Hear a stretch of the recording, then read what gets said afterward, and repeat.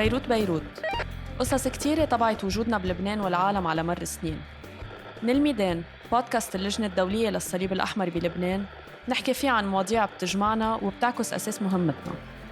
In the complex world of humanitarian operations, where crises unfold across the globe, often simultaneously, how does an organization like the ICRC prioritize its work in the face of multiple conflicts and competing needs? Hi, I'm Carla, and today on the special episode of الميدان podcast, we explore the strategies, challenges, and decisions that shape humanitarian action with our guest Yasmine Praz, the ICRC's Director of Operations, who oversees the organization's operations all around the world. Welcome, Yasmine. Thank you. And thank you for being with us today. So, Yasmine, as Director of Operations, you are always following up on the operations and you are regularly visiting the field. How would you describe the humanitarian situation in both Lebanon and Syria, and what are your key takeaways from your visits to both countries? Hello, and hello, Carla. It's really a pleasure to be here. Actually, I'm at the end of 7 very intense days. Mm-hmm. I arrived on the 3rd of January here in Lebanon. I had a day here in Beirut, and then I went to Syria in the field, and this morning in the south of Lebanon. And I have to say that even if I have visited so many countries, so many contexts, I have witnessed what happened in the field, what I've seen over the last days, it's quite striking. Mm-hmm. Rubbles in many places, villages that are empty along the road. People I could meet in Damascus, members or family association of missing people that are just carving for the fate of their loved ones. I've been in an IDP camp close to the border in Turkey, where there I met a father of 6 children. He has been there for 4 years. He was displaced 7 times before being there. And so on one hand, he was extremely happy of what was going on in Syria today, but just hoping to be able to go back to his house. So that's part of the people I've met, what I've seen. And it's still very striking to see what is the result and the impact of a war. So when we do say that international humanitarian law must be respected, it's not for nothing. I strongly believe that it is there. The wars have rules, and the fact to respect those rules alleviate the suffering of the people. And what I've seen over the last days is the impact of not respecting those rules. And just with a big question mark, what is the threshold? What do we as ICRC, but the communities, the international organization, the states, what are we ready to accept? And today that's really striking in the region and make me really thought of what can we do? These old images are haunting back on us and will continue to do so. And what lesson we can learn from those situations. Yeah. So Yasmine, you just mentioned several conflicts in several countries, and now we are witnessing a lot of conflicts around the world, but in the region here particularly. So how does the ICRC prioritize its operations to be able to respond to the urgent and the emergent humanitarian needs here in the region? What you have to figure out is that we have been in the region now for decades. The ICRC operation, if we just take Lebanon, but then also in Syria, in Israel, in Gaza, in Yemen, we have been there very long time. So we have to scale up and scale down depending on the crisis. And so we are building up a relationship or an understanding of what is going on the ground. And so then that allows us to respond to the needs. But that's never something that is easy to do. If I just take a step back, we are talking today of 120 conflicts worldwide. And we have to try to be present really at the heart of the conflict, because that's the heart of the mandate of the ICRC. It's to protect and to assist people that do suffer from conflict. And we cannot say at the end okay, sorry, we don't have resource anymore, or we are too busy with that conflict and we cannot go to that one.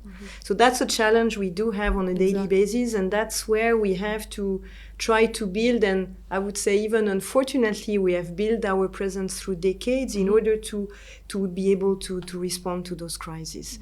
If I just take what we have planned for 25 in terms of our presence, in terms of our resources and our budget, 70% of the ICRC budget is in the 15 top delegation and top operation. That shows as well where the International Committee of the Red Cross concentrates its operation.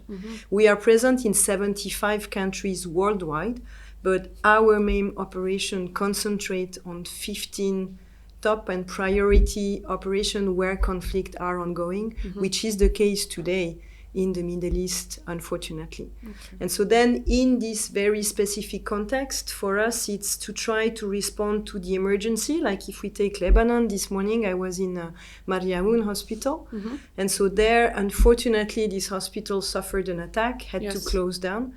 But then as soon as it could reopen, for us, it was extremely important to go back there, to be along with the hospital management, to be able to supply the much needed medicine that was there. I was also this morning in Tyre, where I visited the water plant that was attacked, that was also completely damaged. Very affected. And even there, 2 operators were killed. And so for us there, very quickly, it was important to be there, to repair, to provide the needed water to the population in Tyre as quickly as possible. Then we can think on what can be done in terms of early recovery, in terms of more reconstruction. But I think this is where we really need to act. Luckily, again, or throughout the years, we have developed a certain expertise. So we do have water and sanitation experts that are there, that are on the ground, and that can act very quickly. So the ICRC is not only there during the conflict, but also takes part also in the post-conflict phase, helping and restoring and rebuilding, like you said. But how do we incorporate the feedback from the affected population into defining priorities, shaping strategies for the future, for the reconstruction, for the rebuilding phase? I think the ICRC, but more largely as well the humanitarian organization, we have learned over the years that we have maybe we have seen many images of humanitarian actors coming in with big load of assistance, be it food, be it shelters, be it in trucks, and then full of plastic buckets and soaps. But I think what is important is to sit down with the people, because they know much better than us what they need. They also know if there is a market, if they can go and if they can shop. If they can go and they can shop, we don't need to provide them with food. We need to provide them with the means so that they can buy the food. And the only way to do that is sitting down with them and discussing and seeing what is the best. So throughout our operation, from designing it to the response, we are trying to discuss with the different communities. And again, with our presence that was there before the crisis, most of the time we know them, we have those contacts. So that's very important to do. And over the last years as well, we have developed what we call hotlines, where they can call us when they are happy, when they are not happy. Most of the time it's to complain, and it's good, so that we can really have the feedback. And as well, at times it allows us to give us information and feedback from places where we don't have access. It can be as well from places of detention, because we might have family members that are talking to us about it, or detainees that have been released, so then they come and they discuss, and so we get to know what's going on in places where we don't have this access. So having this direct relationship with the people we want to have, with the population, with the communities is extremely important. And another aspect as well is whenever we do an activity, in particular when we do a distribution, when we assist them in a way or another, we do what we call post-monitoring evaluation, meaning that we call them or we go and meet them. And we ask them, what what did you think about it?